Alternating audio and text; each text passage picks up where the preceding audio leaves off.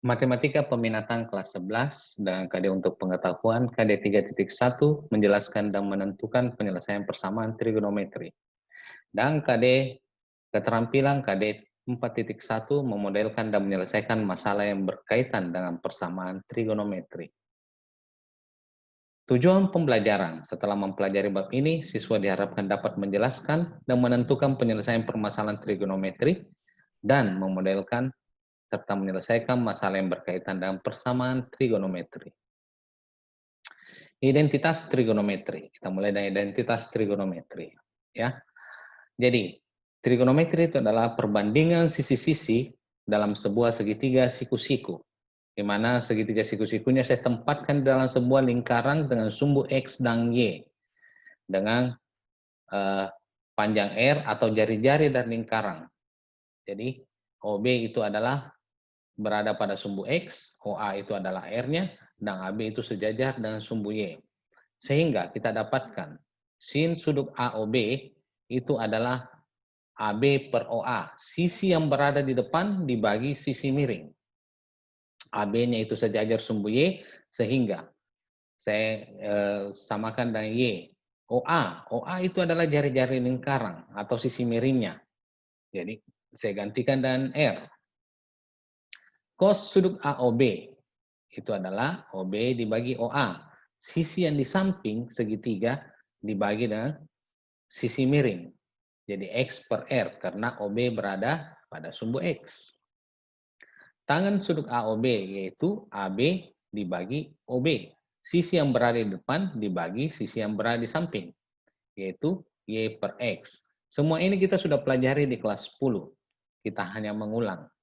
Nah, setelah itu masih ada 3 perbandingan trigonometri, yaitu kosekan sudut AOB, itu OB per AB. OA per AB. Berarti jari-jari dibagi sumbu Y. Karena sumbu Y-nya berada di depan. Sekan sudut AOB yaitu OA dibagi OB. Itu R per X. Dan kotangan sudut AOB itu OB per AB. Itu X per Y. Oke. Berikutnya. Dalam sebuah segitiga siku-siku, semua titik sudutnya kita menulisnya dengan huruf besar. Sudut yang berada di depan sudut A itu adalah garis A. Jadi saya menuliskan dengan huruf kecil. Jadi saya akan berpatokan pada titik A atau pada sudut A untuk menentukan perbandingan trigonometrinya. Sudut yang berada di samping A itu ada garis yang berada di samping A itu adalah garis B. Sedangkan sisi miring adalah sisi yang berada di depan sudut siku-siku. Dan saya memberi nama C. Sehingga saya mendapatkan sin A itu adalah A per C, karena depan per miring. Cos A itu B per C, samping per miring. Tangen A itu adalah A per B, sisi depan dibagi sisi samping. Kosekan A. Kosekan A itu adalah sepersin A. Jadi kita balik saja, C per A. Sekan A itu adalah seperkos A. Kita balik saja menjadi C per B. Tangens A, sepertans A. Atau kebalikan dari tangens A, berarti B per A. Ya. Selanjutnya, kita melihat kalau sin A per cos A. Sin A itu adalah A per C, cos A itu adalah B per C. Karena dia merupakan pembagian, saya balik dia menjadi perkalian, jadi saya dapat A per C dikali C per B, sehingga saya dapatkan nilainya A per B. Ternyata hasil itu sama dengan tangen A. Sehingga bisa kita simpulkan bahwa tangen A itu adalah sin A per cos A. Nah, jadi kita dapatkan bahwa sin A itu adalah sin A per cos A. Nah, berikutnya, dalam sebuah segitiga ABC, siku-siku, apabila kita menggunakan rumus Pitagoras, maka kita dapatkan A kuadrat tambah B kuadrat sama dengan C kuadrat. Ini kita sudah pelajari waktu SMP. Apabila semuanya saya bagi dengan C kuadrat, maka saya dapatkan A kuadrat per C kuadrat tambah B kuadrat per C kuadrat sama dengan 1. Karena C kuadrat, Saya bagikan dengan C kuadrat. Berikutnya, kita lihat. Ternyata sin A itu adalah A per C, seperti yang kita sudah dapatkan tadi. Nah, cos A itu adalah B per C, sehingga kita bisa mendapatkan sebuah kesimpulan bahwa sin kuadrat A tambah cos kuadrat A sama dengan 1. Bagaimana kalau saya bukan bagi C kuadrat, saya bagi A kuadrat atau bagi B kuadrat? Mari kita lihat. Seandainya A kuadrat tambah B kuadrat sama dengan C kuadrat, rumus Pitagorasnya saya bagi dengan A kuadrat, maka saya dapatkan 1 ditambah B kuadrat per A kuadrat sama dengan C kuadrat per A kuadrat. Dengan perbandingan trigonometri yang kita sudah dapatkan, ternyata B per A itu adalah kotangen A, C per A itu adalah kosekan A. Jadi kita dapat satu kesimpulan, rumusnya 1 tambah kotangen kuadrat A sama dengan kosekan kuadrat A. Nah, kalau saya bagi dengan B kuadrat bagaimana? Ayo kita lihat. A kuadrat tambah B kuadrat sama dengan C kuadrat, saya bagi dengan B kuadrat. Jadi saya dapatkan A kuadrat tambah B kuadrat ditambah 1, karena B kuadrat bagi B kuadrat 1. Sama dengan C kuadrat per B kuadrat. Nah, selanjutnya, ternyata A per B itu adalah tangen A. C per B itu adalah sekan A. Jadi, kita dapat rumus berikutnya adalah tangen kuadrat A ditambah 1 sama dengan sekan kuadrat A. Ya.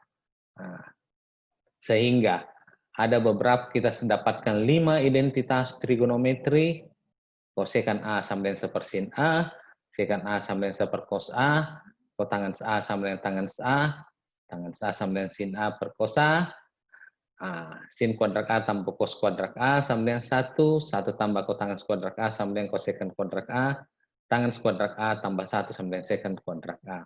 Jadi dengan menggunakan 7 identitas trigonometri ini, kita akan mencoba menyelesaikan beberapa contoh-contoh soal ya yang akan saya berikan. Oke, kita lihat. Contoh pertama, buktikan bahwa cos A tak kali tangen A sama dengan sin A. Nah, jadi cos A kali tangen A sama dengan sin A, ternyata tangen A sama dengan sin A per cos A. Seperti yang tadi kita sudah dapatkan ya, salah satu identitas trigonometri.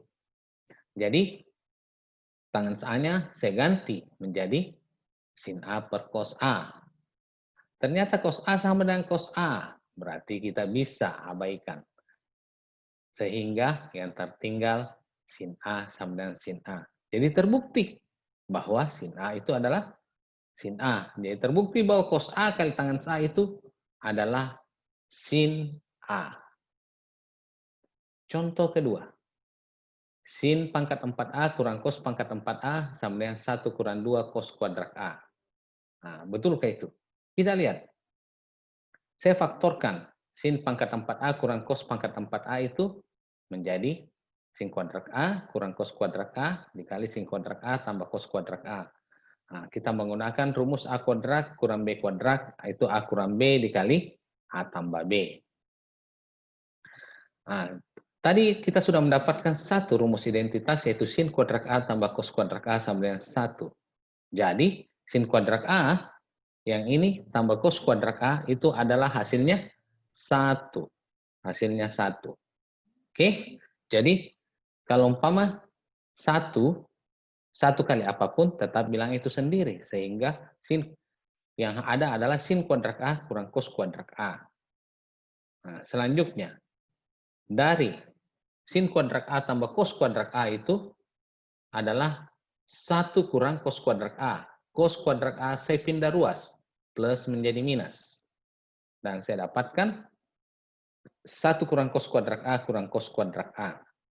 Jadi sin kuadrat A-nya saya ubah menjadi 1 kurang cos kuadrat A. Karena ada 2 cos kuadrat A yang negatif, maka saya bisa ubah menjadi 1 kurang 2 cos kuadrat A. Hasilnya sudah sama. Sama dengan 1 kurang 2 cos kuadrat A. Jadi terbukti bahwa sin pangkat 4A kurang cos pangkat 4A itu adalah 1 kurang 2 cos kuadrat A. Berikutnya contoh ketiga. Bila sin A tambah cos A sama dengan 6/5. Hitunglah sin A kali cos A. Oke, sin A tambah cos A sama dengan 6/5. Kita mencari nilai sin A kali cos A. Ruas depan kita pangkat 2, ruas belakang juga kita pangkat 2. Sin A tambah cos A, saya kuadratkan, saya dapat sin kuadrat A tambah cos kuadrat A, tambah 2 kali sin A cos A. 6/5 saya kuadratkan, dapat 36/5. Dan seperti yang tadi, identitas trigonometri itu sin kuadrat A tambah cos kuadrat A sama dengan 1. Nah, jadi 1 tambah 2 sin A kali cos A. 1 saya pindah ruas menjadi kurang. Berarti 36/25 kurang 1. Hasilnya adalah 11/25. Karena 1 itu kan 25/25. Nah, jadi saya dapatkan sin A kali cos A itu adalah 11/50. Karena 2, kalau kali pindah menjadi bagi.